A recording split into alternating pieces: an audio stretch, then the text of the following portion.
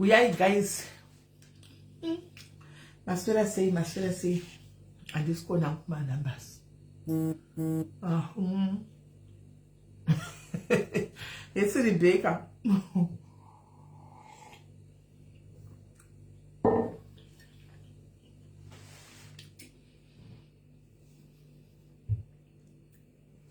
Matine lemon de bamba ira guys. Tita shokunga shokumusha cheko. Tine lemon de bamba ira. Kuonda.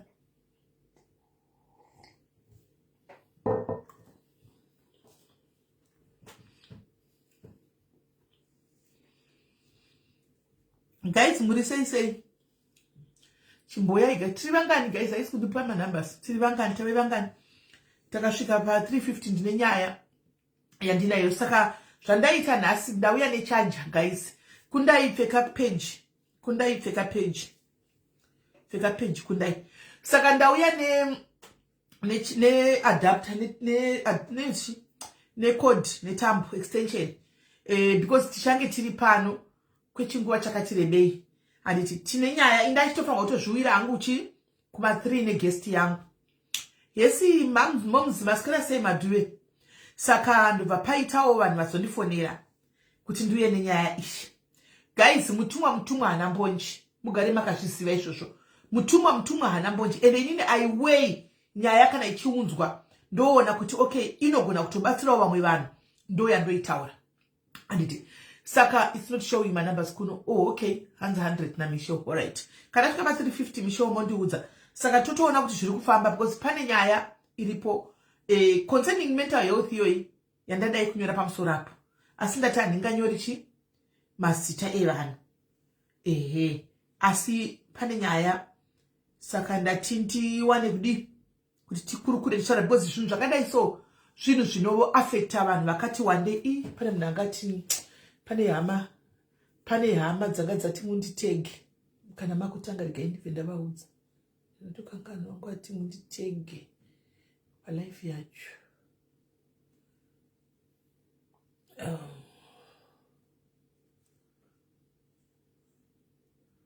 Ngati munditege ya Koni. Hello Koni, kana yasvika mondiudza mondiudza kana yasvika.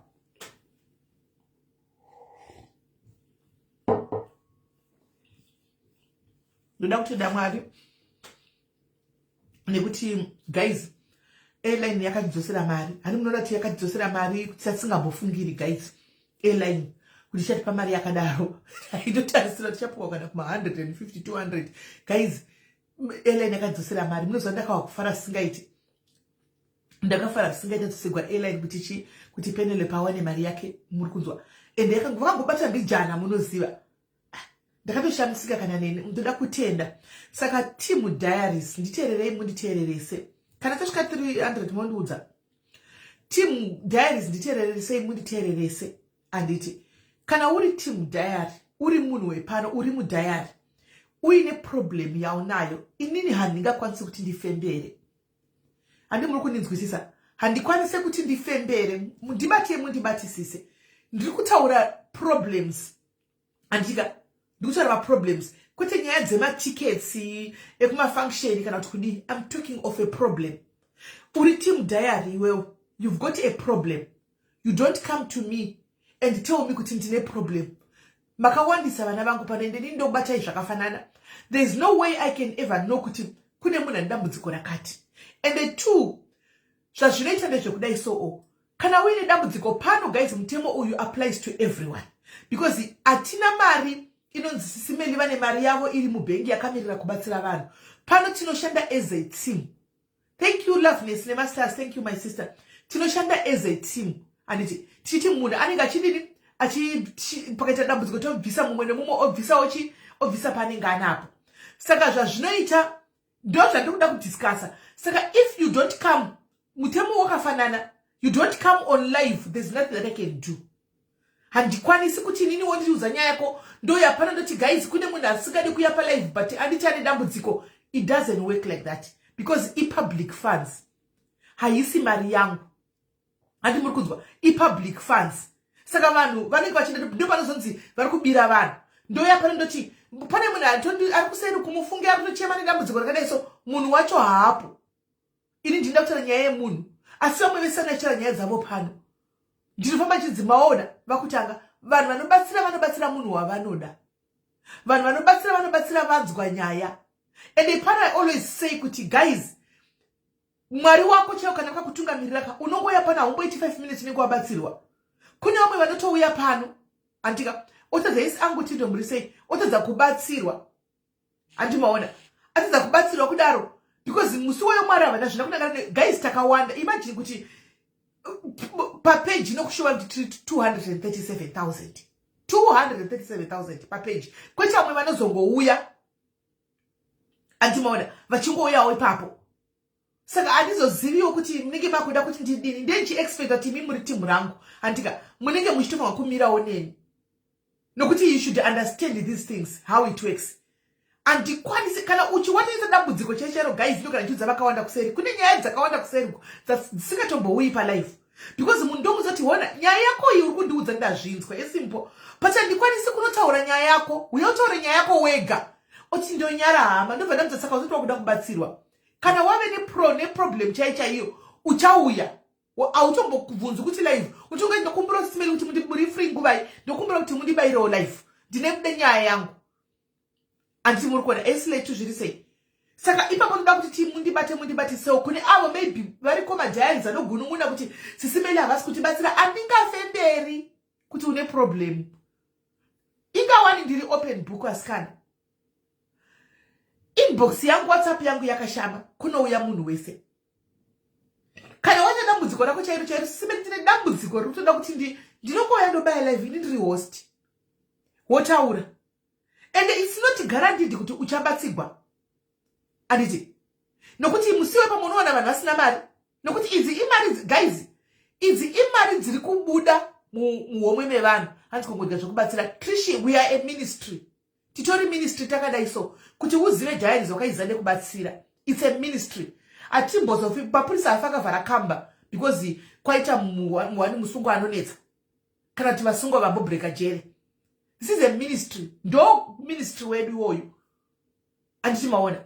Saka continue atizostopi nokuti kunenge kwazoitawo 1 2 3 vanenge vazopindira vakataura zvavanoda. Tagara tichingotaurwa zvatinoda kubva udhara guys tichingotaurwa but atinei nazvo tichingoti ngavataure koko but isusu tichitoita kuti pakadai vanhu vatobatsirwa. Vanhu vatakatobatsira vana hatichatovazivi isu guys hatichatovaziva mwacho takatokangamwa hatichatombovazivi handimoona because anenge ari mudhaya muchimuona everyday ozoya ndambudziko uya naro pano apedza kubatsirwa odisappear ungamudii. Handizvitarisi dai Jesu vaitarisa kuti mese muri kundidana imi muri kuda kubatsirwa muri kunamata iko zvino kuti he Mwari tagwarigwa tiporesereiwo hama yedu kana kuti ndiporesereiwo mwana wangu vakatesa zvitadzo zvako dai vaitasa kuti wakambotadza zvakaita seuchivatadzira havaikuporesera mwana wako havaikuropafadza asi nenyaya kuti Mwari havatarisi the record of the wrong rwawakamboita kubasira kuti wakambondituka iwe kana kuti wakatombohura kana kuti wakambodai. God will still bless you because he's God. We are following in his footsteps sevana vaMwari. Andi muri kuona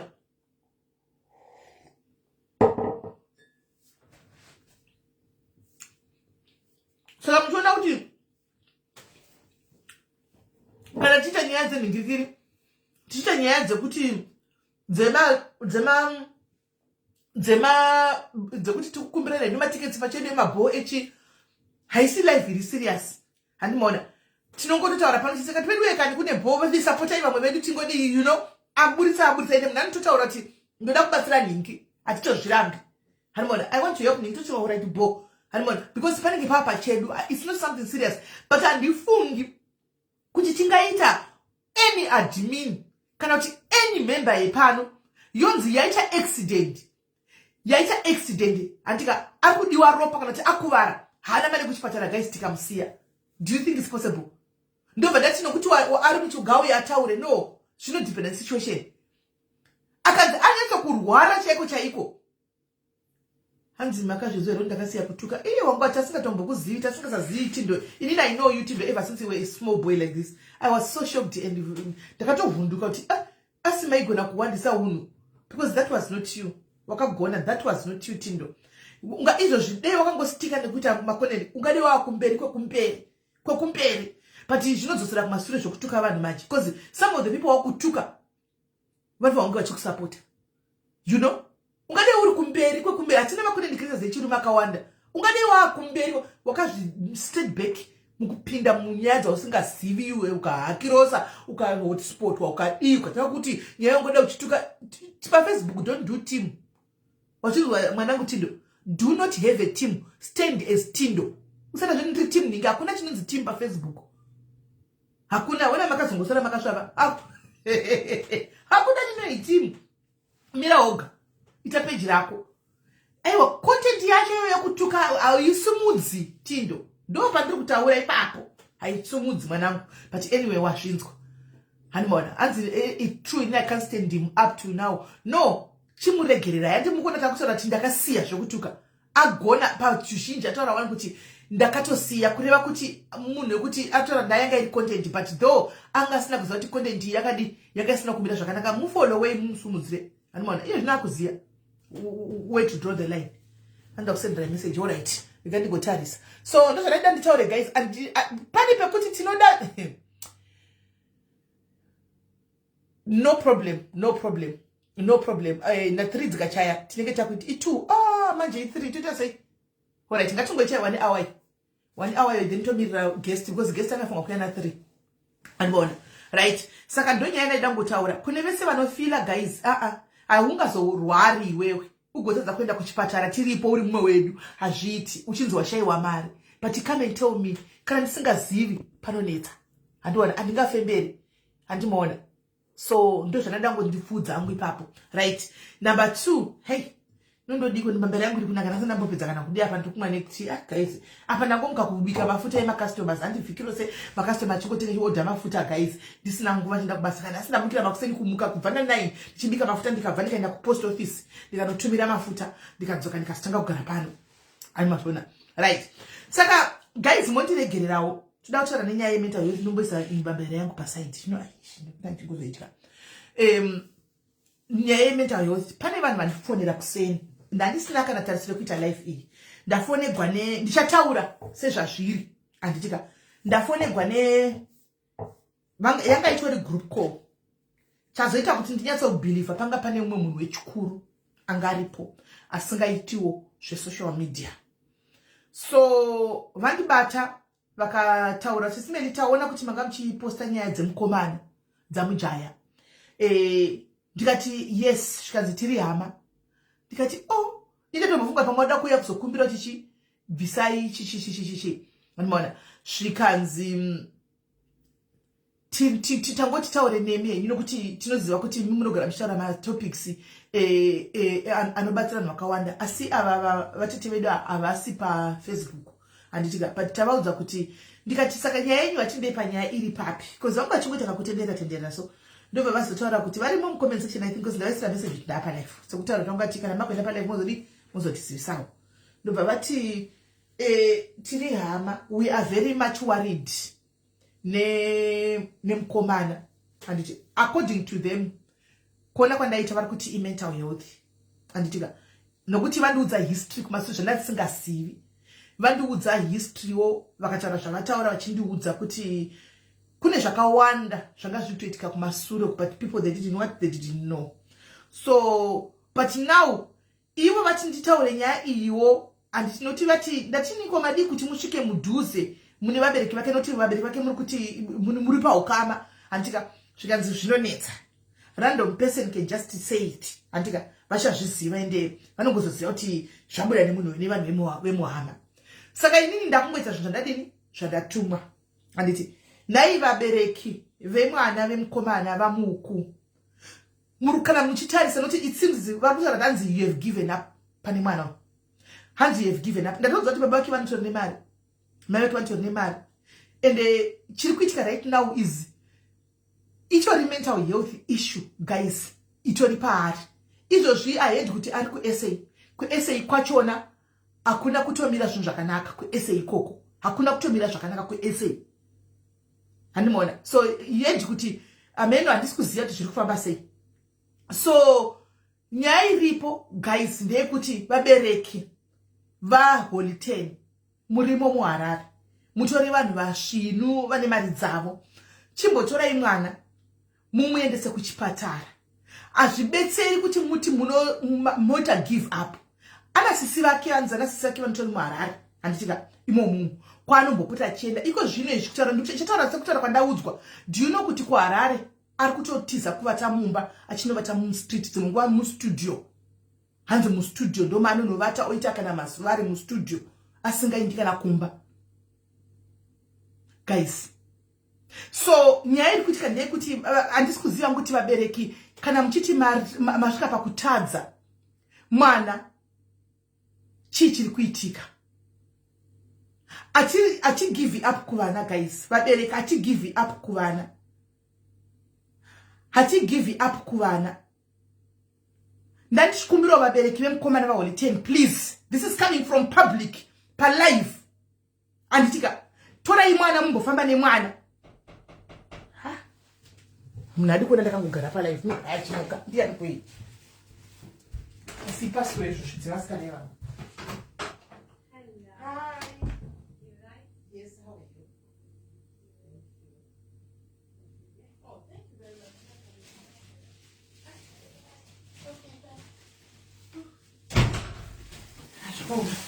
Kanifamba mapasuro anopera. Mapasuro panofamba haperi. Pane vanhu vanoda zvinhu. Pane vasikana vanoda zvinhu. Pane vasikana vanoda zvinhu. Vana vanoda zvinhu. I blame baba wacho. Vano blame baba. Mwana anopuwa monthly inonzi kwai monthly yei. Monthly stipend yei. Tawa nemapurasitiki pano. Hai. Right. So vabereki tikukumbirawo kuti aiwa Trishi hamuna nyaya yakazara. Chimbomirai guys. Hamuna nyaya yakazara. Ndinoda chingombanyawo nayo ndisiri kudozivawo. Handiti mazviona. So kunzwa kwandaita anditi I don't want to get deeper into details dzimwe dzisinei nei. Andika toda kuti tichaura nyaya yemental health. Mental health inokonzerwa nema substances iwayo. So it's more or less one thing. And mental health can be caused by substances. And imwe mental health inogona kungove mental health isina ma substances. Right? So on this one I am not going to say ndeye chakati because ina handisi doctor. Handisi doctor. So vabereki vaHoly tatikumbira kuti mwana achisvika. Handika ndofunga chasviki nhasi chasvika kana kuti mangwana because kusati kwachakachifunziwi. No, Langa, no. Don't tell me how to do it. I don't tell you story right. Don't tell me this is coming from Hama. And it's imonza day mama die must die. And even kana Hama tina kwasa kwenda koko zvamutoita izvozvi bo. Mujaya is a public figure. Tinototaura zvatutoita izvozvi. Dei angari mumwe munhu kuti ndiwe achaimbotaura tichidai so because no one knows you. But because he public figure tototaura izvozvi zvine ma reasons. Anditika zvandikutoita zvakadai so tatikumbira kuti mutore mwana mumbofamba naye because mwana imimi life yekurara mwana kwaRarare handisi kuzotaura zvakawanda muri kuziva. Anditika muri kutoziva zviri kuitika pamwana. Dei mambotora mwana even the sister who's in Harare. Yes, kungogara uchingoti panenge auya orara mangwana odai panonetsa. Simuka wawo mukadzi mukuru. Simuka utore hanzvadzi. Anditika go nehanzvadzi kana muchiisa kurehab mumbomubudisa muri muZimbabwe chaimo. Imbomubvisai muZimbabwe. Animaona take him to another country you can afford from what I've heard. Right? Muise kana kuneme kana kumunza kuno ku UK anetse kuwana visa yaye ouya ku UK kuno ombogara kuno ku UK achibatsigwa. Animaona izvozvo anopinda marehab unodi kuti haana paanoona kana kudini. Mukazvitarisa iko zvino even ku music guys asara ega. Hanimukona asara ega ndavunza ndikati imi pakaenda guys kuti nditaure and I don't want to get into details zvimwe zvachona hanimukona ndandichudza ndidi kuti but chandoda kuti mukona ndotaura kudai so guys it's serious. Pane zvamuri kuona it's actually serious because imi muri kuzoona so zvamuri kuona hanimaona hamusi kuziva zvimwe zviri kuseri but it's actually more serious than this. Then pane nyaya yandavunza anditapindi mudetail guys anditapindi mudetail but ndongotaurawo zviri izvi handika pane nyaya ndavhunza ndikati kiri maposti ainyora nezuro handika maposti ainyora nezuro Migichu Bishop open you are a very negative person. We know you. Don't even to the other page you are blocked. You are a very negative person in diaspora. We don't expect that from you. Imboka percent the introspect kuti ma comments on your ghost mo pese kwa ngori negative paper like uri mun and shamsu to nesi zvino itawere andisi kugunesana ndika na but I'm just ndoda kuti ngokushitsa tunyatsoona ungori muna negative naturally you are just a negative person. I don't know why, but just like guys ndavunza nyaya kuti pane maposti akanyora nesuro anditika maposti achiti ndakaburitswa mimba yakatorwa mota. Ndichataura sekutaura kwa vakaita anditika vati ivo vakomana vakamenchena vari kuzama kuti apinde kunobatsirikana kuri yapo. Ndosaka vakanga vachita noti shamwari yavo zvekudaro. Ndosaka vakanga vachita tough love yekuti taakutora kuti abvume kuende kuri yapo. Handi muri kunzwisisa? Ndokutaura kwavaita. Vati vakomana said that because they were trying kuti adini apinde kubatsirikana because they are close like that. Kunzoka ndaita. Not that andizoziva hangu ivo kwavari not that kuti vakutomutorana kudini but vari kuzama kuti apinde abvume kuenda kupi kunobatsirikana. Ndokunzoka ndaita. Anditi maona. So mental health guys is there. Zvakawanda kuwanda ina handichakwanisa kundipinde because zvimwe zvacho zviri very deep and it's very personal. Andimaona handichakwanisi kuti ndipinde deep. Asi ndiri kungoti vabereki kana makatarisa vemwana ndizoti message inosvika. Handitika vabereki kana makatarisa because I believe vamboya nemessage vari kutora live yeyo vachinoisa ikoko kuti zvasvika uko nai. Pane zvikutoitika. Ndina ndichera kudai pane zvikutoitika. Ndotozofona udidi pane zvikutoitika. I believe live yeyo vatoiendesa futi ikoko. Handimaona. So chandingokumbirawo guys chekuti imimi pachezvenyu vanhu handitati chimbofunga kuti mari chitota fani dhiri nazvo guys. He's not well. He's not well. Pane zvimwe he's not well. Anika akatomboenda kwamene kwanga chitanza akatombopedza mwedzi aenda amene kwanga aenda kushow here akanodla mari yese akanogarapo akadini it's more than what you see guys. It's more than what you are seeing. Anyway, it's more than what you are seeing. Handi muri kunzwisisa. It's more than what you are seeing. So kumbanako kadzanaye but achaindiko ari kutogara kwari kugarawo achidini dzimwe nyaya handisi kunzwisisa handizipindiri animwana ndikuti rangu dziri open. So guys, mental health inoaffecta munhu wese. Handimazviona. Mental health inoaffecta even vamwe vari mucomment section. Hazvinyadzisi kuve nemental health problem.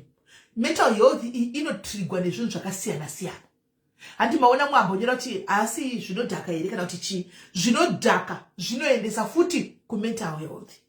Papa muna tichirwa nekuti musatengesere vana zvinodhaka ndokwa zvinolida kumental health. Then kune vamwe vane mental health munoziva chishando kunoku ininiwo ndasingazvizwisisi. Problem yekuti vaniko zvino havachakwanisa kubuda pachena kuti ndikurwara nezvakati just because tinoseka mental health. Isusu according to ndakamirira Zimbabwe. According to us Africans kuZimbabwe uko tinoti munhu anopenga ari kutopenga ende kundiudza kuti ndopenga ini ndinenge kutozviona ndikutoona benzi riya rinomhanya murodhi riya rinenge rakapfeka madhumbu riya richimhanya riya handimaona ndibva ndatisaka ari kutondisaiza handimaona maybe mashoko atinoshamauza tinoshandisa here maybe handimaona but mental health guys it's real and it's common. Come to Europe kuno ku UK indakata exposure ndosvika kuno guys. Ndasvika kuno kundione pakutanga uchipinda mabasa vatochana ini kwabasa kwandinoshanda guys. Handiiti zvemadhome care. Handiti maona zvemadhome care izvi kana kuti zvekucare. Handitika ndoita yeku supported living yekufamba ndichienda kwandoenda nevanhu vangu ndakachena ndakapfeka hembe dzangu ndakatochena. Handimaona vanhu vangu zvokuti guys ndida kutaura ndida kuti vanhu team UK ndasimundibatsire tiite awareness kuvanhu vakaenda kuAfrica because they don't know about this thing. Mukandiona ndichifamba nemaclients enu one day munogona kuramba guys kuti vanhu ava vanorwara nemental health. Munokwanisa kuramba because anenge akageza akachena akapfeka label mugumbo akapfeka label animaona because tichitotaura nyaya tichitofamba tichi zvakanaka musoro everything gana everything bo tichitozvifambira animaona kana achinoti vanomwa mapirisi avo kune matablets kune vanomwa mapirisi avo saka unogona kuita kana 2 years usina kumboona episode usina kana kumboona episode yekuti munhu uyu chakadai so ndosaka ndina vanhu vakawanda animaona pamadating sites vanoenda pamadating sites ononyengwa padating site nemunhu muchinu akachena zvokutoti kuti ndawana ndapinda handimuona voti danana nguva yakareba kutoroorana handika ave mumba handimazviona ozotanga kunoona zvine matriggers ozotanga kunoona kuti ko pamwe munhu angotanga kusnepa hachanzwisisi mental health dzakasiyana guys. Kune vamwe vanozvicheka ino vanotonzi self harm handika ndini uyu ndakatodai so ndakatonaka sezva ndamona ndakanaka sizva ndiri kudai so ndakagara panapa handimona ndototanga handimona kutotsvaga kuti zvatouya hameno kuti chii ndakutotsvaga kana reza kana chiri padhuze ndakutanga kutozvicheka imental health handi umwe anorovera nemusoro uyu pamadziro apa kana zvango ari right apinda chibva kana kuchechi kana achifara zvangotriga kudai so atoenda pamadziro apa gum akutorovera musoro unotsemuka haazvinzwi imental health handimazviona vamwe ndove kuti anonzwa mental health vanozoipa mazita akasiyana schizophrenia chichichiwato ini ndingotaurawo guys zvinhu zvandakadzidza tina tuta wedu so big up to you Angela handimaona tina tuta wedu anotiitisa matrainings saka achinatsokurondedzera anorondedzera zvinonyatsonzwika handimaona saka ndokwandototaurawo zvinhu zvandidzidzo iyoyi handimaona handitotaurawo panasi handitoziviwo zvakawanda chazovhurira vamwe kuti vadini manesi anonyatsoziva vakawanda manesi ekuzimbabwe vanotoshanda kumental health ikoko vanonyatsokuwisisa handimaona so vamwe ndivo vanenge anoti anonzwa schizophrenia anonzwa vanhu mavoice mumusoro imental health yekuti voice inenge ichionza kuti munhu uyo mai vake handika ndisatani this is a demon tora banga wamucheke atoudzwa voice ritomuudza handimaona musoro make otoenda mukitchen tomanya tora banga oya ocheka mai because mumusoro make ndikugona here team UK team manesi mental health am I saying the right thing guys musazondiregachira savamweka because ini zvangu ndezvematraining nekungoverenga ndizvo here zvandiri kutaura guys panapa kana ndarasikamoita muchindiudza kuti hapasipo ndakanganisa ndi muchindicorrect because this is an awareness toda kuti vamwe vakawanda vazive kuAfrica these things are not common hakuna right. Thank you my gift flavors, thank you my sister handisimaona onzi rova onototora banga kumhanya guys kunobaya mai vake because inzwi riri kumudza kuti havasima it's a demon that is in front of you baya uraye kuvacheka muna anaenda kukoti osvikuti but someone was telling me to kill her and she was not my mom, she was a demon handimaona handizoziva kuti kumakoti zvinozofamba sati vanozovaendesa kumapsychiatric prison here kana vanozodii handizivi handisimazvona so mental health inoene pakasiyana guys handisi kuda kushora munhu kana kuti ndingati iwe pachezvako semunhu ndine manesi aripo mucomment section ari kunditeerera ende manesi acho iwaya vamwe vacho vatori nayo mental health. I'm saying the truth vanenge vatori nayo mental health but hakwanise kubuda ichitaura kuti guys ndine mental health issue because tinotanga kuseka we laugh toseka kuti anopenga antimazvona and the moment wokuti anopenga inda kutoona munhu anopenga wokuzimbabwe uya aimhanyisa vanhu akachidla mabhini because kuzimbabwe havana mapirisi munhu anogona kutoka kurora nenjere kuzimbabwe mumba pane kuti ine nekuchipatara tinoenda nemunhu kumaprofita tinoenda nemunhu kung'anga hanimona imwe imental health ari kutotenga kurora nepfungwa ari kutoda kuenda kuchipatara kuti vanoongorora vomupa matablets nguva iripo isi tinoenda kung'anga toenda kumaprofita handimaona taenda kumaprofita kudaro ndoko unosvika kwake murikutadzisa nguva mental health iri kutokura by the time yamusizodani muzofunga chipatara dai so hamuchamukwanisi makutomusunga nemawaya mental health inocontroleka guys It's very, very manageable. Kana uchingotora treatment yako anti because my treatment semanisa nozi ma antipsychosis tablets anenga arimo unongoshoza kuti ndomwa antipsychosis rekuti irora utofa ngurishayiwa because ukarishayiwa for a certain period zvino trigger andichimaona zvino trigger so vakawanda vanenge vatori mental health madzimai vanhu vekuzimbabwe ngatinzwisisei social media is here to teach us a lot of things that social media is here to empower us. Social media is here to educate us on different things. Iyo here mental health ndikutaura. Hanimona. Ndabozvifunga makuseni ndikati munoziva kuti even inonzi autism. Autism takanyatsohwisa nezvayo indado yoko ndasina munyatsokuhwisisa kuti zvinofamba sei kuti vano kuti kudiko. Hanimona. KuZimbabwe vana vanenge vane autism vaipuwa mamwe mazita ekunzi Rajabu. Hataninga umwaninga inosiyana autism. Handiti kune anenge ane autism yekuti ari slow mukutaura but vana vari very intelligent. Hanimona. Very intelligent, super intelligent. Vana vane autism. Hanimona. Vari autistic. Umwe on kuZimbabwe kwati umwe anenge akaita sekuti ari weak. Hanimona. KuZimbabwe vaitaipa mazita kwa Rajabu. Hanimona. Unongosingatozivi.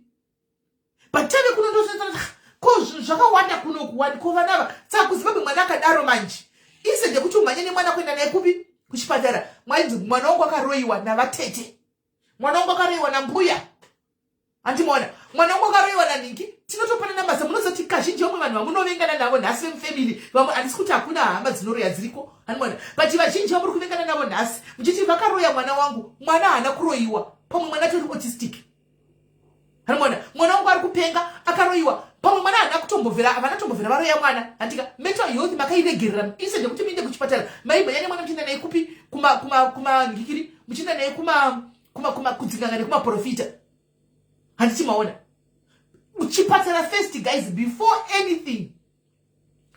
anything chipatara first ivapa unoita sokuti uri kukura kudai patiri kukura mazira chikura chidai so unotanga kutonyatsoona kuti guys unogona kutsvaga lip balm yawakabata maoko wototsvaga kuti lip balm yangu yendepi iwe wakaibata maoko lip balm yangu yendepi kangamwa kakaya because of age inongochitokura handimona kune vanozosvika paya padeye kuti inonzi dementia iyoyo yatinoda kusvika pairi handimona yekuti munhu mukuru anotokangamwa completely memory yake inoireza zvinhu handimona anenge akunzi ari kupenga guys ngatidzidzei zvimwe zvinhu ngati hatisichaseki ndifunga vari pano ndasina hudzidzawo zvimwe zvinhu zvakanikira zvamamusingaziviwo hazvisi kutorwara kokuti iwe mangwana iwewe wacho uri kuseka unofuma mangwana wakadaro because mental health haungazivi vakawanda pasocial media iko zvinoda kunyatsa kutogona kuona kuti uyu imental health uyu masocialites unotoona guys timu manesi munozvisiva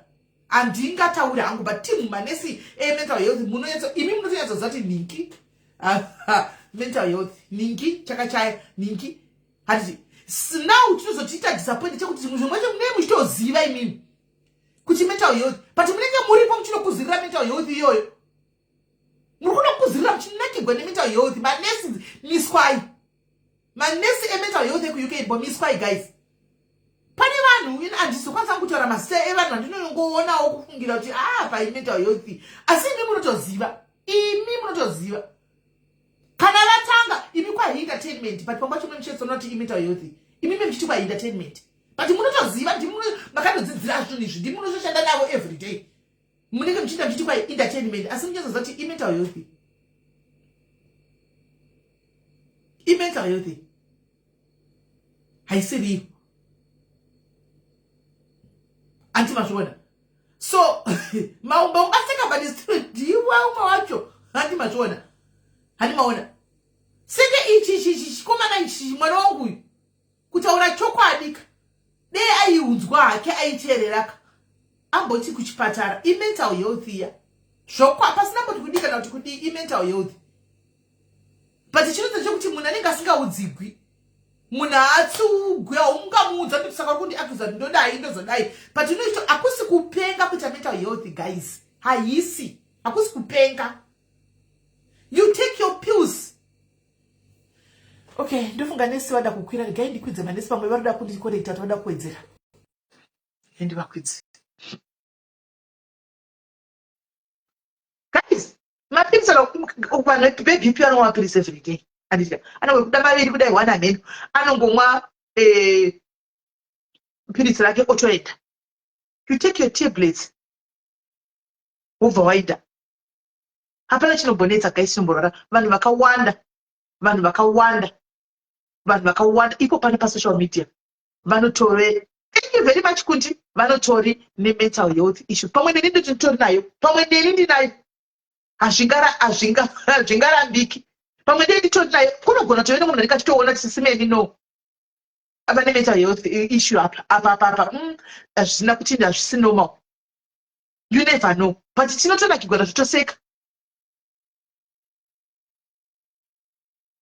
Hatiseki guys.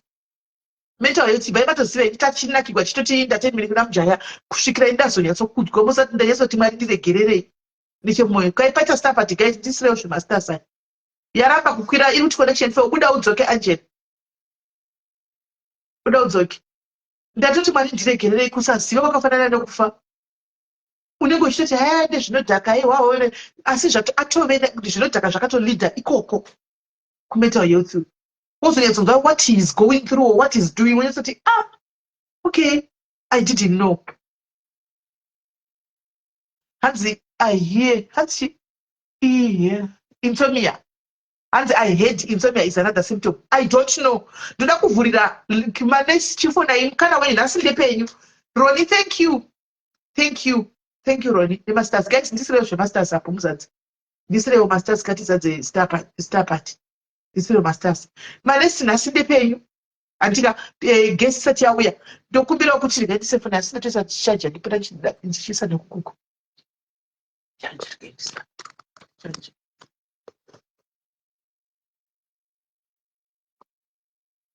andimona fonai muye mubatsire vamwe nokuti tionesane vanhu vazive guys nokuti zvinonetsa zvinhu zvakadai. Thank you Linda. Nyaya dzemental health idzi dzinotonetsa. Inodini nyaya dzekubhadhakana munotoona mega mutombo udzikwi. Chero ini ndisina kuzana ndakadini uchinzi kudini. Chero ari kuzimbabwe asikazine zvemental health anongokudza kuti pane something chitori wrong. Munotongozviona mega. Mutozviona mega. Sometimes believing in your own lies, guys.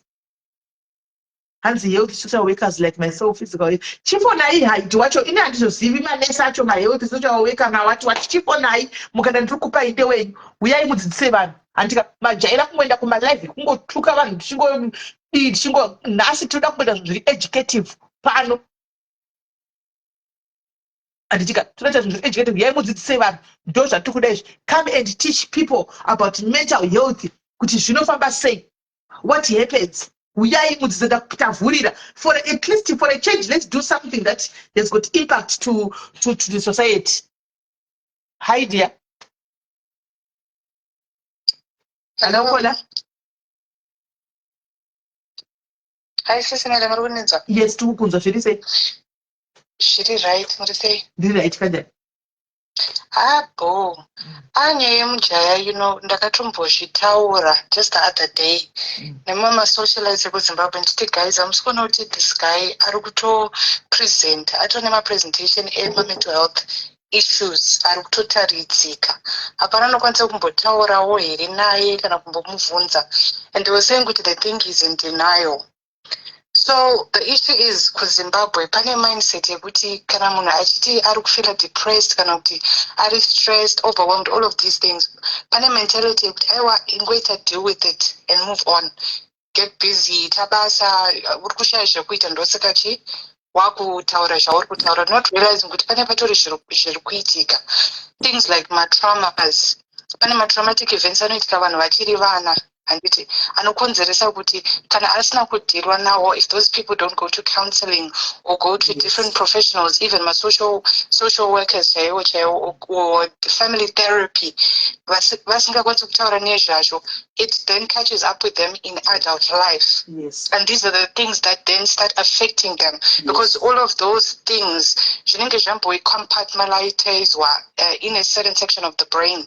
Zvekuti now those things will come up when things are happening in your life. For example, maybe you're married, your wife cheats on you or your husband cheats on you. It's now forcing you to uchifunga manje, and those things you've locked away, and they are all now coming at once. You don't know how to deal with them. You don't know how to handle the emotions. You don't know how to process. But all we know, Shagwita, is to keep on working. Panama mental health social workers in the field that I work in, Panama physical health social workers, Panama psychiatrists, my psychologists, even my support workers, my inpatient units within mental health. A wealth of knowledge on these things. And sometimes when I put something, give them time to vataure. Because I will just do that. It's life. You know, additional trauma. Unload. You don't know what they're going to say. Yes. A lot of things are happening in our community, things like rape. Topic but how many years has it been going on? Experience all these things. Even men are affected a lot by mental health, but it's only now they're becoming a bit more comfortable kuti vataure kuti vatoti aiwe ndakawandirwa vanenge vasina that opportunity yekuti vambovhentawo vambotaura kuti aiwe inofila kuti I don't want to be anymore, I'm feeling suicidal. Ndopaunozoona macases aya kuti pane suicide kana kuti this celebrity azozviuraya, vanhu vanenge vakutoshuva kuti but how come selfish chichichi, but mukana vanenge vasina kumboita sei kumbopiwa kana kumboti aiwa what's going on. Vanhu vaiva vanoita self harm ukaona munhu anenge ane mamarks usually on the arms, on the inner arms, kana kuti pamakumbo, kana kuti pamathai. So those are people that are called self-harmers. Vanenge vari vanhu vekuti kana vazarirwa zvezvezvo kuti vatotadza kuziva kuti voita sei, they have to cut. And when they cut, it relieves them temporarily. Kana kuti panenge pane vamwe vanhu vanoita headbanging, ndo vanhu vekuti vanokwanisa kuzvirova pamawalls, kana kuti usually they're in inpatient wards kana kuti hospitals or residential homes. Ndo vanozvirova paya kuti feel that release. But you're not supposed to stop them. Saka people have different ways of venting, but let us as a Zimbabwean community allow people to discuss these things. Don't dismiss someone. I feel suicidal, I don't want to be here anymore. Let them talk and see how you can help them. There's so many services, even in the UK. Panenon, the Samaritans, you can call them 24 hours a day. Their number is 116 123. 116 123. No, 24 hours a day. There's always somebody available. If you feel good, you can't talk to your GP or family member or friend, you can call that number any time of the day. Answer. How you are feeling and let loose. Yeah, that's all I wanted to contribute. Thank you. Right. Thank you very much, baby girl. Thank you very much. Tonight, now the Shakuti, I think you are totally more of this education is people in Africa.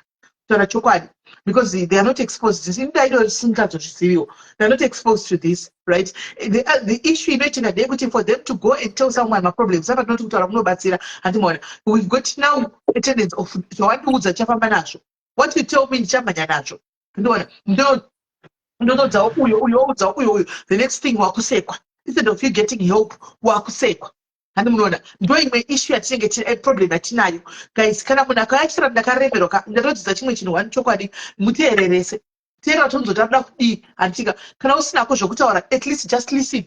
And what Kumutera Coco, I hear relationship from your packet. And the morning, Kuzma Trajan, Kunzi, Yarara, Usatawi, don't say Usatawi, Ugatawuk, and what Unaya Munarku, Capu e, dice cap e capish.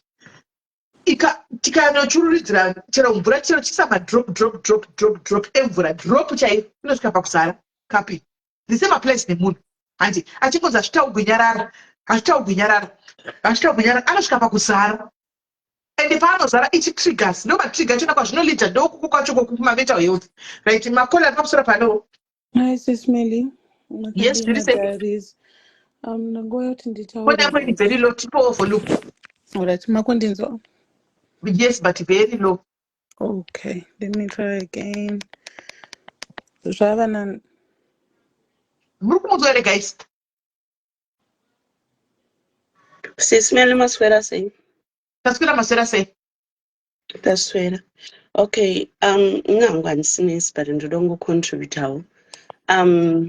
ndakabuda mudepression ndichiti ndatopora and all that, but ndakuda kutaura zvakazoitika this year. This have been tough for me. Ndakatombonwa mapiritsi edepression and all that. Munonzi hama kana wakurwara anenge achitoti enda kumaprofita namatirwa, it's spiritual chichi. Vakazamawo, they helped. Then after ndatoti patopera 4 years, I thought I'm strong, and I was telling myself kuti ndabho manje, I can do things for myself, ndakuzvimiririra chichi. And it happened this year kuti ndakangotanga kuplota ropa maziso. So I didn't know kuti what was that. So musoro wakangotanga kungorwadza zviya zvekungoti wanga usaitana nestop. Ndiri munhu anogara anopfeka maglass, but vanhu vanga vangofungira kuti inogona kunge iri migraines and all that, but stage iyoyo ndakaidarika because ndotoziva kuti maziso angu anorwadza so then it happened kuti ndakazoenda kuchipatara, then ndokuitwa ma-CT scan, and then within 2 days nditori ikoko ndakatoenda ndichifamba ndichitoti ndakapedza kurapwa ndotoenda kubasa. I had to go through procedure yemalumbar puncture, and I had to do 2. Zvakazokoza kuti right now I'm even struggling kuti ndipore from the procedure nekuda kwe-mental health iyoyo yekuti yakazodzoka, but yakazodzoka in a way yekuti yakazodevelopa chimwe chirwere pandiri. And then I went into a procedure yekuti right now also I'm trying to overcome the lumbar puncture as well. Saka mental health iriko to those one who really don't understand. Ndakazotora almost 2 months right now ndisingaendi kubasa because the pains, the procedure is just unbearable. Vanga vakuda kutarisa kuti musoro hamuna kuita any disease here, and then they have to check ne-CT scan kuti ma-veins and all that hazvina kubhesta here musoro. Anything could maybe been there, vachifungira kuti ma-brain tumor and all that. Saka the process yaunozoita go through uchiita mental health yo vanhu vasingazvibhelieve, it's very hard. And chinokonzeresa zvinhu izvozvo kukuzviisoluta chaiko, you need to check yourself. Pane kumwe kukuzviisoluta kwekuti maybe you just need your space kwakanaka, but pane kumwe kwachona kwekuti it caused by stress yekuti unongoda kungogara uri pauri because maproblems ako akawandisa. So you have to say let me just keep things for myself and I need to my privacy. Then privacy iyoyo it also gets to deep zvekuti unozoaffecteka also bitterness chaiyo, my-anger issues.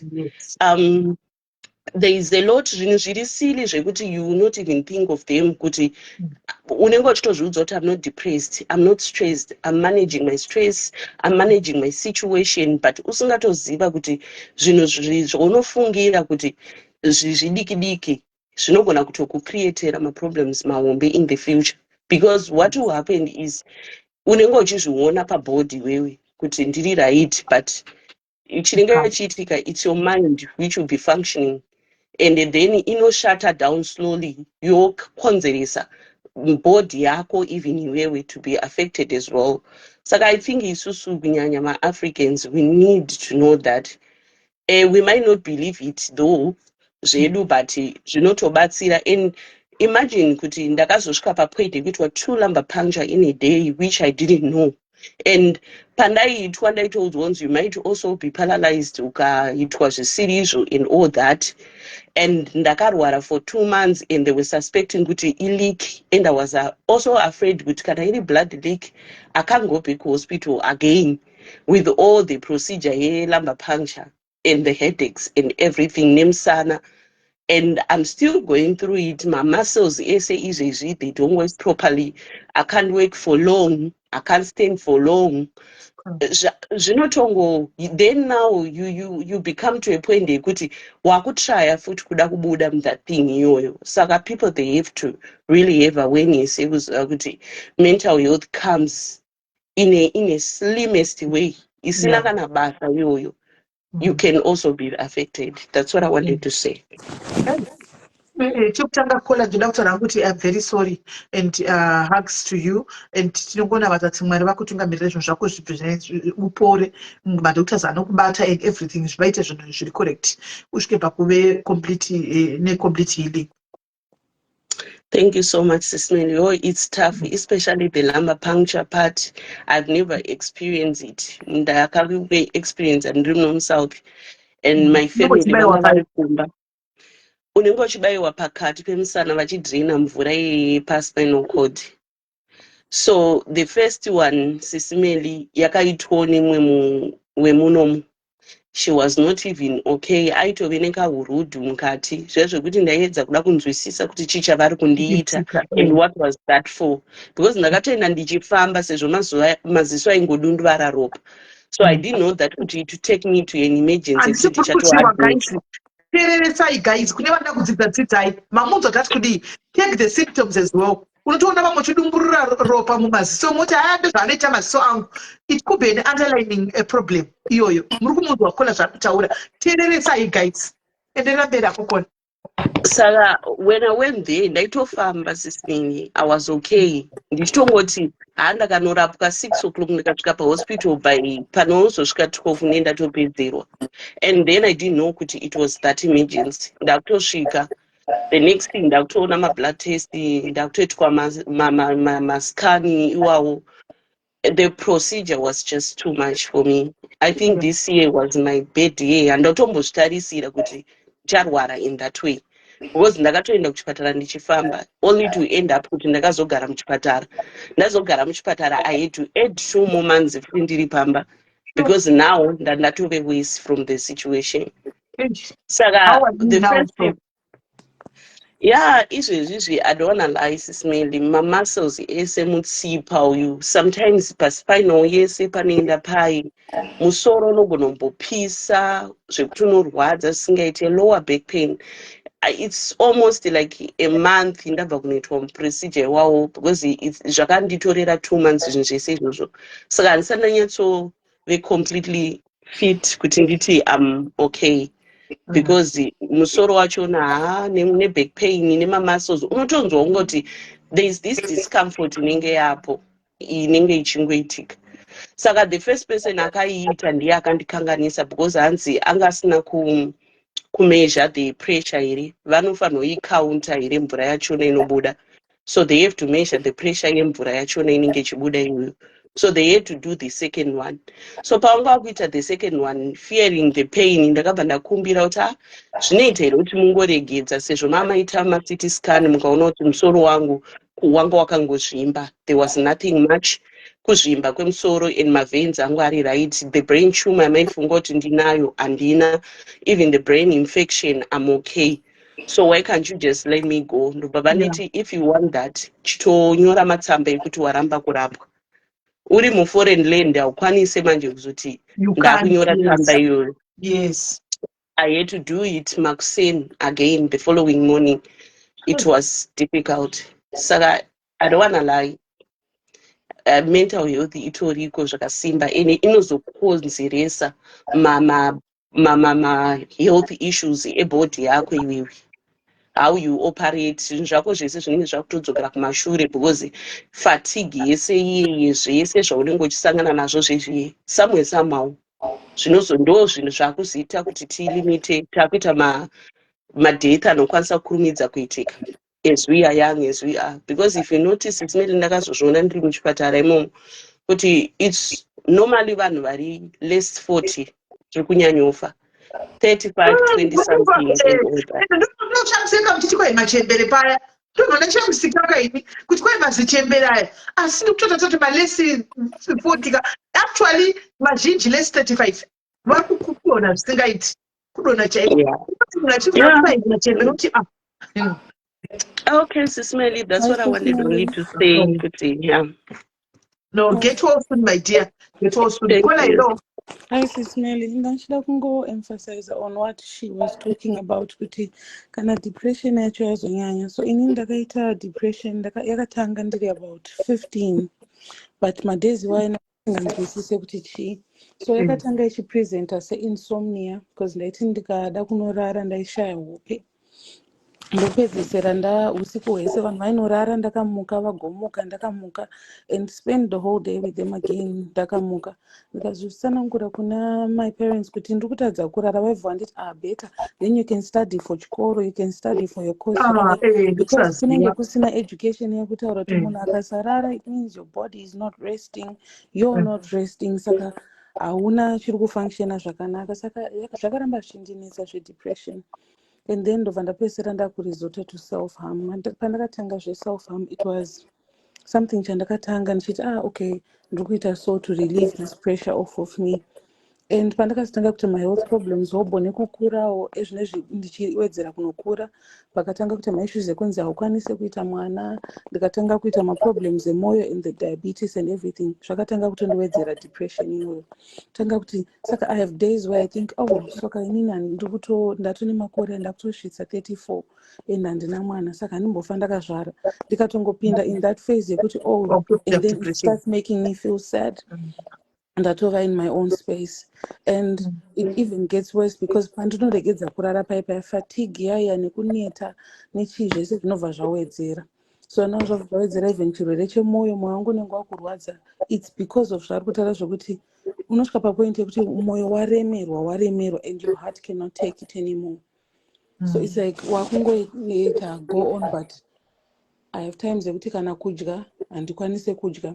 Ndobva ndaita dzimwe nguva dzekuti musi wandei ndichida kudya, ndobva ndaita futi inonzi emotional eating yekuti ndodya because ndiri kufungisisa zvakanyanya. And then I have times where I don't even want anyone to call me or talk to me. Panguva dzandoita self harm afterwards ndositanga kuzvibvunza kuti but because let me show you mauya ndinawo. Ndimukona, this is my thigh. Ithigh iyi. Ndione because life haichaonesi. Asi ndifunga vari kuona. So this is my thigh, and I started using my thigh because nandaona kuti roko rangu razarisa, and then iri roko iri. Uchicheka. Like this. So pandakaona kuti ndikazoita madhays ekuti ndendava okay paipa, ndopandinobva ndati roko rangu harichatoiti. Zvinodzokera futi kundisa futi kudepression kuti now look at your hand. Yeah. So kune vamwe vanhu that really don't know me akandibvunza kuti ko wakaita sei paroko, wakaita sei pathai, ndokungotaura kuti no ndakaita accident ndikakwara. Ndokubvunza vanhu kuti wakaita sei. Ndozvandataura ndokubvunza mai guys kuti hindakupfuta, hindakuonda, wakaita sei chicho. Isa vanhu mudepression guys. Ndobva ndatowedzera Naye ucharogwa rini, naye uchiita mwana rini, handimamudzwa. Imagine munhu akamubvunza uyu kuti iwe at 34 usatove nemwana, imagine anozvicheka. Yep. And some people even say to me, nebody yako saka utaura kuti hauna mwana nekusimba kwakaita, of which nyaya yeweight is one of the things that a big trigger kwandiri, because I always say kuvanhu ndisina kusimba sezvandakaita, ndakatanga kusimba because nandisingaendi kuperiod, so ropa rese rine tsvina zvanga zvisingabude. So when people talk about nyaya yevana, I have people vandogona kuaccept around when they talk about their kids, because vana vavo ndovatora sevana vangu, and I'm okay with that. But lately I've noticed that even kuona maprograms ane chekuita nezvevana, like munhu achizvara especially, ndinopedzera ndatobvisa because it triggers me. My phone calls, even if ndichifara, sometimes I just don't want to take calls because ndo mustage handiri. Saka I'm seeking help. Ndiri kuenda counseling, therapy and all of that. There are good days, there are bad days. And zvikuti vanhu vamwe vari kuti hanzi hakuna chinonzi, pana anyora comment angachiramba achitanzi Holy 10 ari kuzviitisa what hakusi kuzviitisa. Even zvaanoita zvekunzi substance abuse, you end up drinking. For me, nyaya yekurara, when I tell people vanhu vanofunga kuti ndichinyepa, Sismeli, when I say ndinogona ita 4 days literally ndakamuka so usiku hwese ndoenda kubasa, ndakamuka usiku hwese ndodzoka kumba handirare, ndodzokera. So imagine your body taking all of that weight. Hausi kurara. Exactly. Uchitonzwa munhu ari pasai pako pamwe achitoridza ngonono, iwo wakamuka wakasvinura. So saka pane nguva dzekuti ndezvinda kuzofila overwhelmed, I end up buying. Saka mba mangu ndogara ndine mabhodhoro whiskey, wine, I buy. And handidi kunyepa, there are times andotoziva kuti I am abusing substances zvekudaro, because I'm trying to just finish that bottle of wine kuti indinoke out. Ikandinoka out ndorara. ndikarara pandinozomuka paipai. Kuchipatara havasi kupa here mapiritsi ekuti umborara I yamasini. have them kungoti chete uyangu I have a whole bunch of pills, but thing is because I've been using them, remember ndakatanga ndine 15. So kubva ipapo it's like most medications haatoshandi kwandiri. The only that, like now even for my conditions andinawo mushonga wega wakushanda kwandiri is morphine nepregabalin, of which ese control drugs. Controlled drugs, you can't keep on, taking So morphine. upenyu hunenge uchirema vanhu vachikuona uchifamba, people won't understand kuti kana munhu achiti zvakati, like there are times ekuti munhu anotofunga kuti ari kundiignore wakandimudhurira. Handina kukumudhurira, I'm just tired, my body is tired, my mind is tired. Munoziva musatambe nekuti pfungwa dzako hadzizorore. It's not an easy thing mukati mekurarama, pekuti unenge uchiziva kuti pfungwa dzako dzinoshanda 24/7. hauna chiri kundinetsa, mari ndinayo, chakudya chandiri kuda ndinacho, my parents are okay, but in your mind or in your heart you just have fear or you're panicking about something, or pane chiri kutongokubhowa opedzisira watongotora oti I used eraser yese until my partner apedzisira atora mareza ese anovigisa. Ndikatenga mareza even chida kuishandisa for something else anovigisa, anything sharp anovigisa. Sometimes zvikatonyatso kundiitira worse chaiko chaiko, I can use even banga nyowani. So hausi upenyu, hausi upenyu. Imagine kuti you love yourself. Zvakaoma ini madai zvakadai ndine kutokuta kukundikana chaiko kana vanhu vachitaura nyaya dzavo dzakadai kweduwe. Ndo paunonyatsa kuzviona muri kuteerera here vasikana? Can you listen to this? Muri kunzwa here vasikana? Ndingati mudzidze chimwe chinhu nhasi, vana vechidiki vari mucomment section, please dzidzai. Handi munoonekwa muri kutuka paya muchituka kwamurwa munenge musingazivi. You don't know what she's going through and she's just your age, 34. Ari kutera 34. Hanimaona anenge ane zvakawanda zvakamuremera and you just munongochaudha motera kumutukira hauzivi trigger achipedza pakuenda kuzvicheka, because it's something that chakutorarama nacho chiri maari. Let's try to be a little bit kind kune one another, guys. Kutaura chokwadi, people are going through a lot vachifamba but havatauri. Dzimwe hasha dzinoitwa nevanhu macoment section asina chakanganiswa, hakuzivi, anonge achitika. Unotonyatsokuona kuti pane problem, guys. Kune vanhu vanotodaro, ndakudza ngati pasocial media pavanhu vacho vakane mental health issues vakawanda.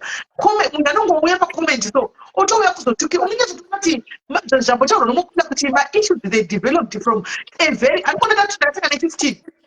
Now she's approaching 34. And achitokura nazvo. Hanimaona achikura nazvo, achikura nebitterness. Maiona mai vachirwa bitterness ichiumbika zvozotrigger iye manje akura. Handi machiona. Unotoona kuti uyu comment dzake chakupa atori nemaproblems ake, ma-childhood issues chaiwo. Munhu mukuru akadai, hakuna munhu mukuru akadai anonyora comment yakadai sari right. Unotozviona wega. Hanimaona. But anyway, unoziva kuti mwana muganga inokubhirwa kuti Mwari zvimwe madoctors reports avanonyora and doctors Mwari ndo vane final say and sorry hako, to hear this is what you are going through. I didn't know. Isusu tongoona uri happy child sometimes ari pano, we didn't take time hatina kumbonotsotiesa kuti chii kana kuti we didn't know this is what you are going through. Handiona hatina kutoziva, but the world is cruel. Oh, they never have kuti kuita mwana rini wona panotukawana vachinzingomwa paya ndifunga zvinotokutrigger. Handiona because some other people they don't know, they are just there kungotuka, havazivi kuti patori depression nenyaya dzodzo dzekushayiwa vana, vanotopinda panguva yakaomesedza. Thank you, Sis Melly. Thank you, daddies. All those that are struggling, may God make a way for you. Thank you guys for your Wataura kuti I was not going to period. How old were you when you started having a period? Ndakatanga kuenda kuperiod ndiri grade 7, payazomira ndava form 3 yakangostopa from Norway, and payakamira pacho anyway I'd had a dream. It's a long story, but ndakaita hope nchirota munhu achinditora bhuruga rangu nepad and all of that. Ndobva ndatongomira kuenda kuperiod kubva ipapo kusvika nhasi. So ndikaenda kuperiod is because ndenge ndatoshandisa ivo vanoti medically they say I have PCOS, which is polycystic ovarian syndrome.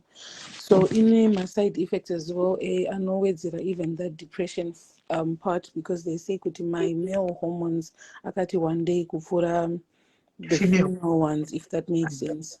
Yeah. So, sorry, all right, actually, I also wanted to add on by issue a period. Can I check a PCOS? They also need to check your prolactin. because Yeah. prolactin again ine ma-effects behavior. Prolactin, it's a hormonal imbalance, Yeah. also trigger character. So it's either kuti vakaita that test vanofanira kuona kuti yakakura sei, kune imwe inenge ingori nefluid, kune imwe inenge iri growth. All this they also contribute Yeah. to your behavior. And also the other thing that I wanted to check with you is mazama akwana kubudisa mvura here kana kuti anobudisa mukaka. Haabudisi anything at all. Even matimes andakatombokwanisa kuita nhungu but dzichizobva aisabudisa anything. All right, because sometimes it's actually a sign noradza kuti prolactin yako iri right, but ndakatomboitawo someone anga ane situation yakadaro achiti all these conditions dzinocontribute again to your behavior. So it's something chekuti ukagara wazviziva, even if pamwe paipa unochiti unoda kupopota ukangozwa kuti handidi controlwa this kind of behavior zvinobatsira kumusoro. And I would also want to say thank you so much for sharing. I also had a similar problem back then. Okay. You know, people they grow up zvakasiyana siyana and mukura is vanhu vatema tinongozoona kana munhu arizota kumadrugs ndo patinozotwa nyaya yemental health, but mental health hazvive kuti munhu wese anomisuse madrugs only. Inini muupenyu hwangu sofa doctor akanditi mapirisi aunofanira kutora muupenyu hwako wese mapainkiller akwana. Wakatomamwa akapera kudhara, because every time I wanted to sleep inandimwidoro ndakarikonewa. The only thing that makes me to sleep is only painkiller. And then said no, mapainkiller ako ese. So it's also very important kuti patiri vamwe vanhu tikaona vangava vana kana vamwe vanhu haizvirevi kuti mental health vanhu vanoafectiwa vanorizota kumadrugs chete atinoziva. Even painkiller chaicho inini am one of them kuti pese pandakagara ndakangobata painkiller and it has affected me to the point yekuti handigoni kumuka, handichatombofamba chero kubasa handiende because handigoni kumuka, because every time that I sleep ndinotora something that very strong because musoro wangu unondirwadza and the procedure that I want to go chanofanira kunge ndichiitwa handisi kuda kuitwa. Saka nekurwadzwa nemusoro I end up taking very strong painkillers zvekuti every day pandorara chero munhu akandimusa handimuki and handichakwanisi kunga na7 chero na6 ndakumuka na8 na9 handichashanye kudzimba dzevanhu because handigoni kumuka. Musi wandinoenda out nebasa I will make sure kuti kana uchinda ndirwadza uchatizondirwadzawo musi wekuti ndikwanise kumuka. So you might see me kuti this person is strong but not right, but deep down we've got zvimwe zvinhu zvatakakura tichiona zvinoti affecta zvinozokonzeresa kuti tiite zvimwe zvinhu zvakaita sekungotora mapainkillers. Yes, doro ndiratajera but harisiro rega rikuaffecta vanhu, even painkillers. Ndiri kuno kuZimbabwe sisineli kumusha. I went kuZvishava last week and it's very sad kuona kuti vanhu mumamisha madrugs azara kumamisha. I've got sekuru vangu vane 54 years vari kunetsa. Mwana 54 years because zvinodhaka zvazara zviri kwese. Kune vana vane ma12 years, vana vane ma13 years, vane ma16, vana 18 vakupenga kumamisha. It's because some of us who are in the comment section vanotozikamwa toita business. Imagine lekuti unonohodha zvinhu zvakadaro kwakatosiyana vana. So it's also another awareness yekuti kana isusu taita nezvazvo tanzwisisa. Ati muri kuisa guys panyaya yedrug tinouchirira maoko tichiona vanhu vachiita zvemadrugs tichiuchirira maoko tichiti kwai nyingi ndomuda. Muri kunzwa here zvitogona kola guys.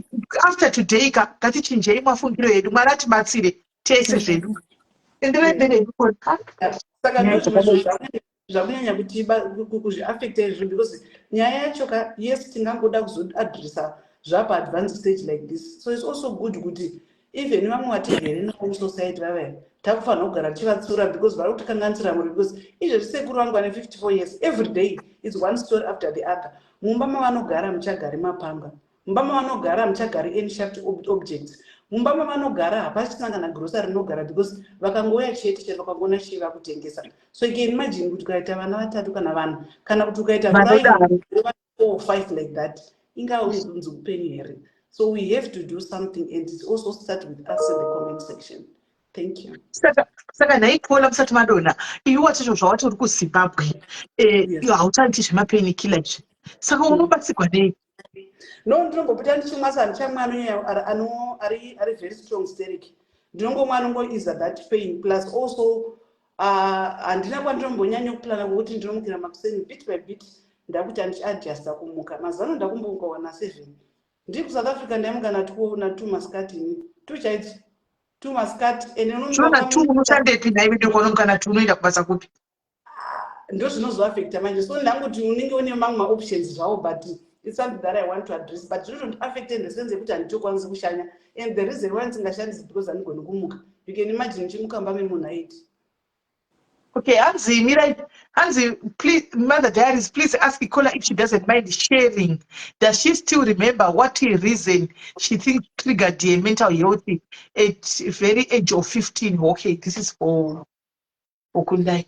All right, Masaramush. All right, thank you very much, Kola. Kola. May God heal you in whatever problem that you're going through. Right, Kundai, do you remember what was the trigger at I 15? think the biggest trigger was kungofungira kwangu. Nyaya yekuti kubvira ndiri mudiki ndairota hope, but hope dzandairota dzinenge dziri dzesure, of which at my young age ndairota zvinhu zvanga zviri way above my age, nezvinhu zvandaiona zvimwe zvitori zveshuwa ndikarota chinhu chaitika chaibva chatomuka chaitika. So I would constantly explain it kumba kwedu kuna vabereki vangu kuti ndikurota zvakadai zviri kundityisa. So I think pandairamba ndichizvitaura vairamba chikoti zvinopera, tikanamata zvichadai, so then they would not take it seriously. Wakazotanga kutozvinzwisisa zvese zvimanje manje, but ipapo madays acho aisanzwisisa. So ndakapedzera ndakutanga kusarara. I think it was my own doing because ndaitya kuenda kunorara.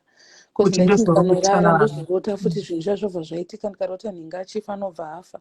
So ndakapedzera ndakuzvidza kuti nguva yekunorara, just get a book. Jokes are prophet, the prophet. What's the prophet? I have Mirandon. What's the prophet? I need baby to tap with your name. So I think Sismali mu right here. Mira, Joina, mira pane muna pa phone. Vari pa phone kola hello. Hello. Pa phone hello. Hello, pa phone.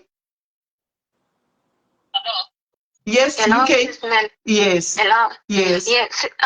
Ndandichida kubvunza pana uyu kola adropa kuti pameshina zvekuti kubuda mukaka chichi. Inini recently I went patient. Mazamu angu airwadza zvekutoti kana murume wangu achida kutondibata ndaito scream. So I went padoctor ndopanditora mablood test. Ndopandifonera achiti you're producing milk, but I'm not pregnant. Saka doctor akatoshuwa kuti what's causing that? Handina mwana, hanambota ndakaita mwana. How old are you? I'm turning 26 tomorrow. Okay, I'm sorry, my baby. Yeah. Saka, are you sure you're not pregnant? Are you sure you're not pregnant? No, I'm sure, I'm 100% sure, because pandakatoitwa my blood test, I was actually on my period.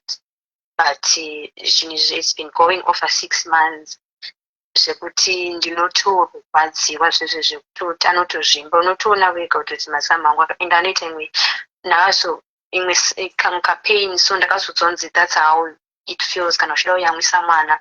Sometimes that's how you know kuti mwana amuka kana kuti that pain keke kana kanongoitika kanoirritate. Saka doctor vachiti kuproducer milk kuti zviri kufamba sei iri kubvepi? Sorry, ndingataura nyaya iyoyo. So what happens is it's actually a genetic disorder unozvarwa nazvo handiti. So what happens ndekuti prolactin ndo hormone yekuti kana mukadzi akazvara mwana kuti mukaka ubude unofanira kunge une prolactin. That's why muchiona vakadzi vekuti kana chiyamwisa vashoma vanoenda kuperiod because prolactin inenge yakawanda. So what the doctor needs to do is anofanira kunomeasure ona kuti iri murange yakamira sei. It's either it's 2 things. Number 1 inenge iri fluid, kana kuti number 2 inenge iri growth. But kuti azozviona growth ndo panozoitwa is either CT scan or MRI scan. Kana then kana chinhu chakakura pane matablets anotengeswa, kune mamwe ari locally available but anotora time kuti kana iri mvura yacho ipere. Then mamwe acho anoti dhurei zvekuti kuSouth Africa anoita pa 200 rands one, and depending nedoctor wako dzimwe nguva anogona kuzitanga nehalf per week kana kuti maybe half per 1 per week, asi anoti dhurei. So it's a condition that can be reversible. What you need to do is unofanira kuenda kumadoctor neukasira because kuregedza wakadaro hazvizombochinji wega, and zvine effect again kuweight. and again zviri associated ne lot of things, weight, PCOS zvinofambirana nazvo, so the sooner the better. Yeah, And it's a and condition. the other thing is like I noticed my behavior like now I'm married to a nice man. It's very calm. Sometimes I ndotobuda panze ndotosvituka kuti does overreact. I say it's just something chinongoitika. Saka I constantly started noticing kuti ndikuita dzimwe hasha dzekuti I'm even looking for someone to help me secretly kuti nditozvibvunza because iye wacho anotobata stress, he tries his best but ndinongoita overreaction. So I went to my doctors vakandiita mascan actually I think is someone rokuzviita izvozvo. Saka vakandiskana vakati we can't see anything.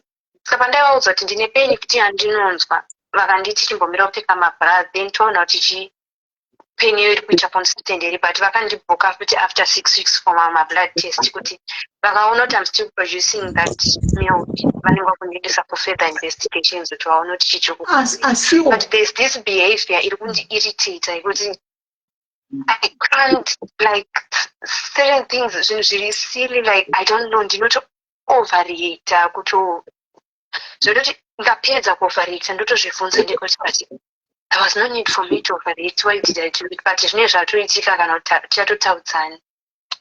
Yeah, inini ndikuzvitaura because ndakazviita ndosaka ndichizvitaura pana kubvunzwa because ndakazvitaura ndikutaura situation yakaitika kwandiri.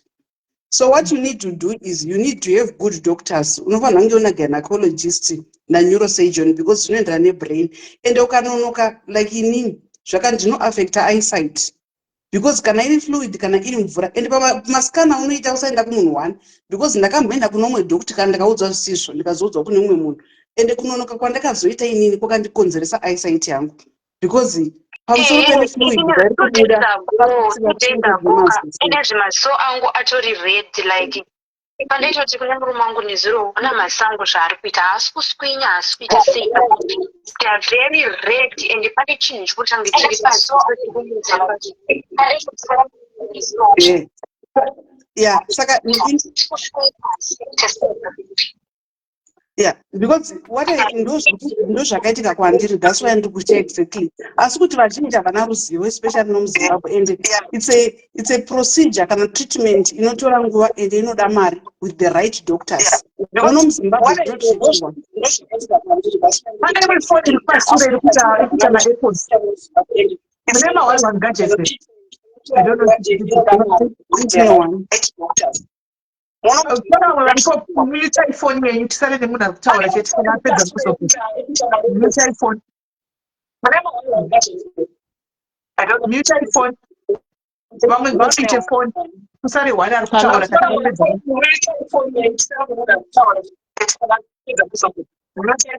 ndiri kudzosa feedback yakasimba chaiko ndiri kudzosa feedback yakasimba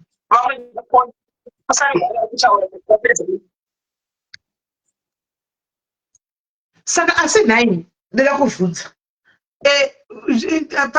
tikuzwisisana tikudzidza people are sharing their own experiences handiti asiwo 26 achinzi anoprodusa mukaka hatingatiwo here zvinoitawo zvokuti munhu anogona kuyamwiwa futi nezvidhoma hazviko sisimeli pandakatanga that was I was in form 2 zvekuti unenge so ndakuti hazvipersonal zvangu but vanhu vaitongofunga the same thing but chinhu chandakazvarwa nacho zvokuti ndakatanga kuzviona ndiri form 2 munhu anenge ane makore mangana 13 or 14 inini pandakatanga kuita problem iyoyo but because nekusaziva vanhu vaitotaura exactly statement ramataurero but ukaenda kuna doctor chake vanoita mablood test every time unokuzwa kuti no prolactin yako iyi yakawandisa range yacho haitomboiti zvachose anoona ndo zvakaitika kwandiri inini ndokuzotenda kuna doctor chaiye ozokudza kuti no unofanira kuita chimbeni chakati but vazhinji havana ruzivo ndochokwadi saka mukuti kona mukuti is this the reason why zviri kukonzera from that kana kuti yatova imwe problem because ndinotobuka futi an appointment kuti ndinoudza doctor kuti masango 3 days ago I suddenly noticed there's a change iri kuitika. Inini problem yangu prolactin yangu yakawanda ine fluid haina growth. Saka paine fluid, anonoza kuti pamusoro inonzi optic nerve, ndo pane inonzi pituitary gland. Pituitary gland ndo inomaflecture hormone iroro remukaka kumadzimai.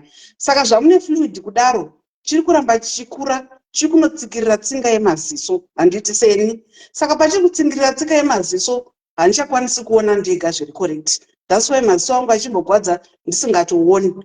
In my case ndo zvairi kuita. Right. Musikana wina yake akufona. Musikana wina yake is now calling. Ndikutoita sei atina kupedza nyaya Ismail yedu. muRight. Thank you so much. Alright, koda. Pachai makadaro vari kunikiri. Hello dear, can I call you in 15 minutes? Ndiri pachaiji imwe ngandipedze ndikokura ndikofonera zvino. Hello dear, can I call you in 10 minutes? Alright. Right, taura mukona wanezopedzera cho.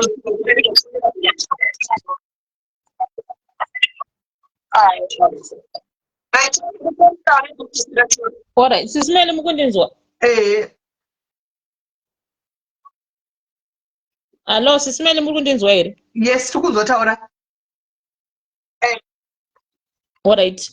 Ndachida kutaura Ismail nenyaya yekolambo dzika. Kolambo dzika adzika achitanza handina mwana zvinondipa stress. Ndachida kutaura nyaya yekuti zvoni aminoti akambotry here drug rinonzi clomiphene kana kuti clomid.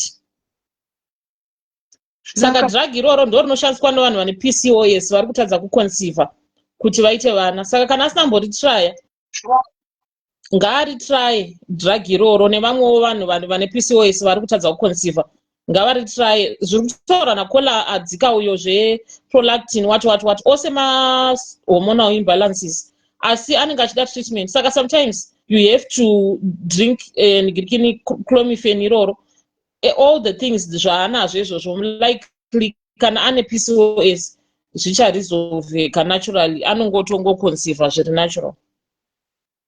Okay, right. Thank you very much. I hope she's listening as well. Thank you very much, Kola. Right, guys. Nyaya kuitika panapa ndeyekuti taana guest ari kufona uyu. Taana guest uyu. Ndiwo takufona akufona. So inyaya yemental health, I believe it's not a one day issue. Anditika. Inyaya yekuti tinofanira kutoramba tichingotaura nezvayo. Tichingoenda kumberi tichingotaura nezvayo. Because tinoda kutozombovhurira, hatina kuvhura malive apa. Kuti vanhu vauye vataure zvava kusangana nazvo, zvava kufungidzira kuti ndine mental health, kuti anotoziva anazvo. Antimaona. But anga asingakwanisi kutaura because of the fear of judgment. Isusu maZimbabwean we are too judgmental. Nai vasikana sati avhura ime life ndokumbira kukuvhunza. How about mazwaro timbodai? Tikaona munhu anoenda kunomhanya anoseka munhu ari mudambudziko kana kuti anoseka kana kuti how about timboenda kunomuti guys munhu iye kuti zvistope tibatsirane kutapudza negativity. Hamunoti munozviona sei? Because chokwadi honai vanhu people are going through it. Ndakwadziwa nenyaya vanhu vakoya vanguti nyaya dzavo vari 3 vava mufunge it's a lot that they are carrying, guys. It's a lot, but hatizvinzwisisi. Oisa comment uenda kunoshaudha ipapo kunomutukira zvomubhurugu otomutukira ramai vake vasingazivi anotriga ozvicheka munhu handimaona usingambozivi kuti munhu akutozvicheka triga uko wakunda notuka munhu. Guys, mazviona akauti sei nichiti ina ndidi kuvhunza twaenda amasimba heko mazoslima toda kutaura ndogwa kuti ende ndasimba kauti ende ndaona zvokuti sei muri kusimba kudai iwe enda kusimba kwaida hazvidi guys, nokuti anogona tore matriga kune vamwe vanhu iwayo. Atori matriga kuna mwana tukundibvunza andimabvunza umu. Saka iwe nawe it takes something uchata mwana rini. Muri kumutriga, you don't know a story. Kachinji tine system yekujaja, we don't know the stories. People have got stories, guys. We all have stories. But you don't know, we don't know the story. Havazivi unongonobvunza. Senza mwe ni mwana iwe ane story yake yekuti date asingazivi pana patachingoti abo correct. But she's got a story to tell. Let's stop asking people some silly questions, guys. Let's stop asking people some silly questions. Hazviti. Umwe munhu unenge tori triga kwaari. Animal. So ngatirege kuti nhamo dzevanhu hanzi I thought I had a problem but now I'm strong. But Mikela vana maproblems kunze it's just that unenge usingasimbi saka ichara kuti vanhu vanenge tinojaja zvatangoona zvazvo hakuna notora time yekunovhunza kuti but panyaya iyi do you want to talk, do you want hakuna kungoona tojaja nazvo tatowana entertainment. Come on guys, come on guys, hazvibudi animona. Saka ndakudona ndobva ndadzoka futi musaida ichi hapana kwatikuenda ndiringodona ndotatingabatadzi life idzi ndakudona and then we are coming back nemwana anditika musaida